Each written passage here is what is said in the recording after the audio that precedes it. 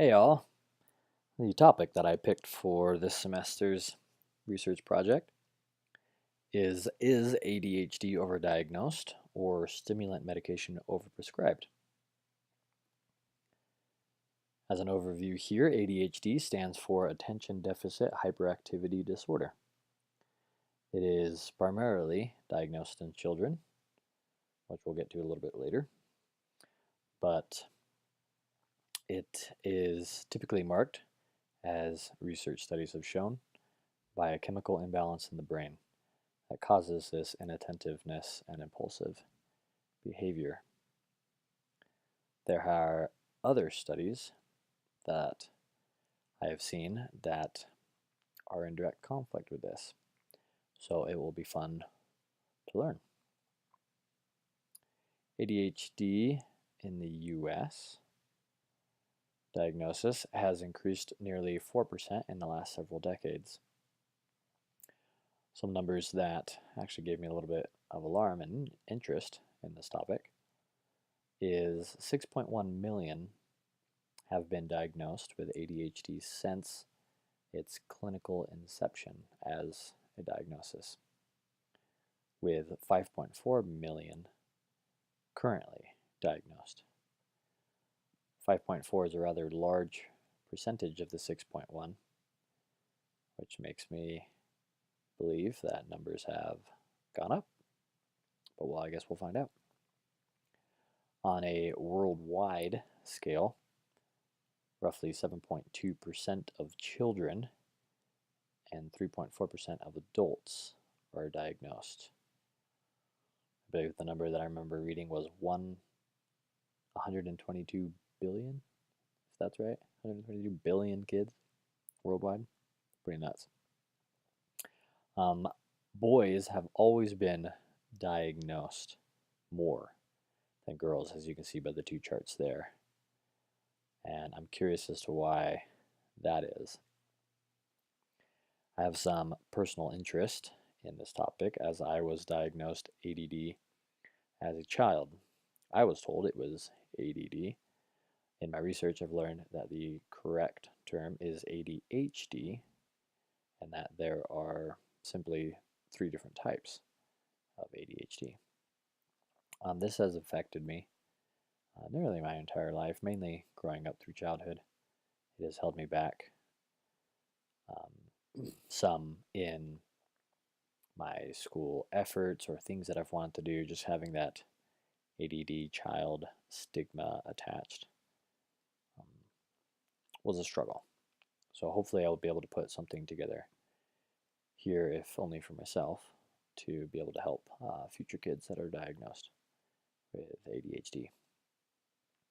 Some of the things that I like to get into are those 3 main types of ADHD, and if there is a different qualification or designation that can be used to differentiate between the 3 types.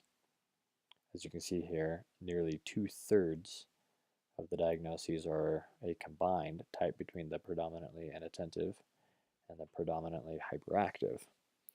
I'm curious to find out if this chemical imbalance that the research studies have shown is primarily causing, say, the inattentive type, then perhaps the hyperactive is something else entirely. Something else that I'd like to get into is the gap between the diagnosed children and the diagnosed adults and why it's so big. 3.4% for adults and 7.2% for children. That's nearly twice as many. I'm wondering if that's because the parents are the ones taking the kids in because they're having issues or problems with them, whereas parents or adults have lived with it their entire lives to this point, so they don't see it as an issue. And I'm also curious to see if, because of that increase or that difference in the gap, is it just an adult's attempts to explain childhood behavior? We were all there at one point. We all know what it's like to be kids, but I think maybe somewhere along the way, we've forgotten And maybe that plays a role, maybe that's a factor. Something else that I like to get into is what other treatment options are available for ADHD. And this goes along the lines of the overprescribing of medication. This is a rather or kind of busy infographic here, but the very first thing is it says stimulants are the first line of defense, which I take some issue with. Or why is it the first line of defense? If you follow your way through this infographic, it says we'll try to get the dosage right, and there'll be a bunch of, or several, negative side effects as we do this. And then in the end, if it doesn't work out, we'll just prescribe you a non-stimulant. So we'll just take you from one drug to another drug. Nowhere is alternative treatments even discussed, so I'd like to dive into more on what those are. In conjunction with that, and wondering why medication is the first step, according to this chart here, there are several other steps that people have taken. And so perhaps maybe look at options to make several of these as a first line of defense. And then after they've tried and perhaps failed doing one of these, then we go to medication and take a look at what that would look like. My working thesis for this project is ADHD is overdiagnosed and medication is overprescribed, while alternative treatment methods are overlooked. Again, I am kind of coming at this with some bias here, I understand that, and I will try to look at just the hard numbers and the facts and the science behind the way things are. One of the first things that I've done so far is just done a simple Google search on is ADHD overdiagnosed. I thought it very funny, kind of, that the very first result there is by Harvard Health, which you would think would have their stuff together. They state that ADHD is overdiagnosed pretty unequivocally, and it looks like they've got these science to back it up. So I'm interested to dive more into that and to other popular type articles and see what people think and see what they say. I also like how right up there at the top they have scholarly articles, which will be my next step, would be Google Scholar. There have been lots and lots of research projects and studies done on ADHD, and there doesn't seem to be any single common thread between all of them as to what people call or consider the cause of ADHD. So it'll be interesting to dive more into that.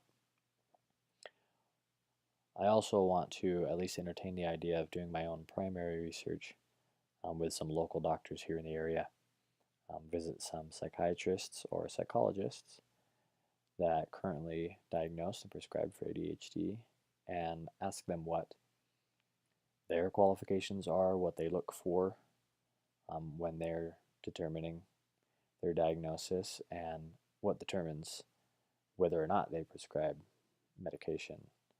Or is that just a given for them? They just, this is, oh, you've got ADHD, this is the treatment protocol, and they don't even think twice. So I'm kind of interested in that as well. My audience actually changed a little bit as I was doing my research, and it ended up that I would like to put something together specifically for doctors. I'll be able to compile all of the pertinent information that I can find, and perhaps it's changed since last they went to school or last they looked at the numbers, and maybe I can change some ideas or at least make them think twice. I would also like to have some info in there for the ADHD diagnosed individuals and maybe give them some options on alternative treatment and what that means for them. Lastly, we've got the schedule for this project. I pretty much just pulled this off of the syllabus for this semester.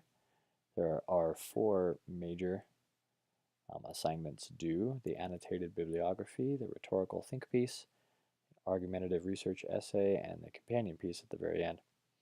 The due dates here are what the syllabus has, but I'm actually going to go through and amend this a little bit in my own personal schedule to a day before the posted dates, just for my own peace of mind to have everything done a day beforehand. That way, if I think of something last minute or need to change something, then I'll have the time available to do that. And that about covers it. Thank you for listening.